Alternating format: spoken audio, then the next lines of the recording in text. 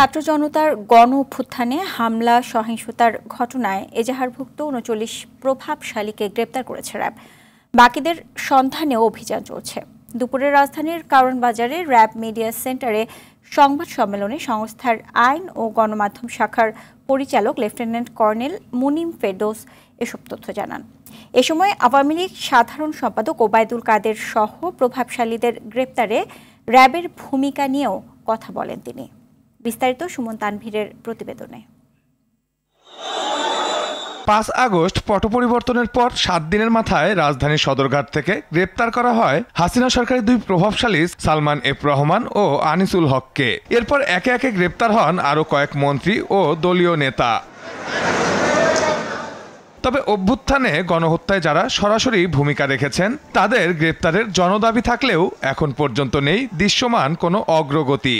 এ বিষয়ে কারওয়ান বাজারে র্যাবের মিডিয়া সেন্টারে সংবাদ সম্মেলনে সংস্থাটির কাছে প্রশ্ন ছিল, আওয়ামী লীগের সাধারণ সম্পাদক ওবায়দুল কাদের সহ ডিবির তৎকালীন অতিরিক্ত কমিশনার হারুনুর রশিদকে গ্রেপ্তার করা যাচ্ছে না কেন? ৩৯ জনকে বললাম, ৩৯ জনকে বড় পর্যায়ের নেতা যারা 39 তাদেরকে তো আমরা গ্রেফতার করেছি, যারা মামলার ১ নাম্বার ২ নাম্বার আসামি, এবং প্রতিদিনই আপনি দেখবেন যে রাহক গোয়াল যারা তাদেরকেই আমরা ধরতেছি। এই বিষয়ে আমাদের তৎপরতা অব্যাহত আছে। আমরা যখনই তাদেরকে সুযোগ পাবো আমরা তখনই তাদেরকে গ্রেফতার করব। সংবাদ সম্মেলনে রাজধানী থেকে অপহৃত এক শিশুকে উদ্ধার করা নিয়েও কথা বলেন তিনি। তাকে একটি বাসে করে তাকে সরাসরি সে নিয়ে যায় হচ্ছে মঠবাড়িয়াতে, মানে লঞ্চঘাট থেকে লঞ্চ টার্মিনাল থেকে বের হয়েই তাকে মূলত মঠবাড়িতে নিয়ে যায় এবং সেখানে তাকে আটকে রাখে। তো বাচ্চাটাকে যখন সেখানে আটকে রাখে তাকে ঘুমের ওষুধ খাওয়ানোর মাধ্যমে তাকে মূলত সেখানে আটকে রাখা হয়, এবং সে যখন ঘুম থেকে উঠতো, সে যদি আবার ওষুধ খেতে যদি না চাইতো তখন তাকে মারধর করা হতো। গণ অভ্যুত্থানে গণহত্যায় জড়িত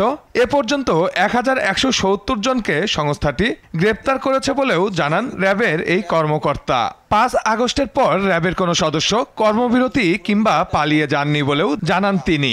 আমাদের র্যাবের কোনো সদস্য পালিয়ে যায় নাই এবং র্যাবের কোনো সদস্য কর্মবিরতিতে যায় নাই। সুমন তানভীর, RTV, ঢাকা।